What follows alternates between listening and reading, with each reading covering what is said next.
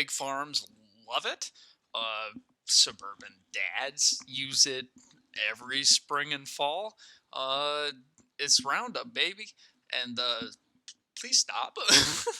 From the point of view of like a farmer and ecologist, I hate this crap more than maybe anything. It's easy solutions to solve a problem that doesn't need to be solved that easily because you're going to make more problems for yourself down the line. Um, Roundup is just bad news, and a lot of herbicides and stuff like that. I mean, first and foremost, if we're thinking on a commercial scale, like the only reason why these things can even get used is because they genetically modify the crops that they're applying this stuff to, to not be affected by it and to be able to metabolize it.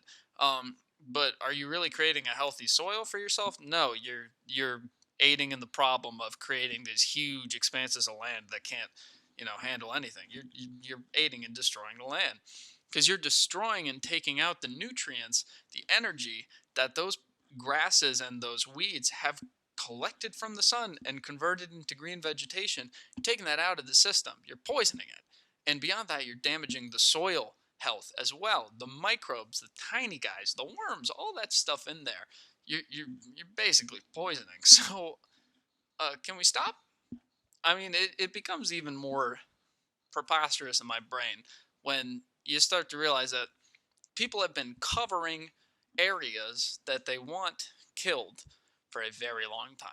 And I'm not talking now about something like kudzu or tree of heaven that has crazy like root growth and kills out other plants and it's hard to deal with. It's a whole different story. But if you just don't want weeds on your expanse of land, or you want a cleared field and you want to stop that primary growth, that that initial starting growth that the weeds provide, then you're shooting yourself in the foot.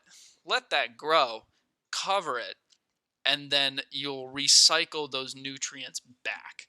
And it's just a healthier way to go about it for not just the environment, but for us all.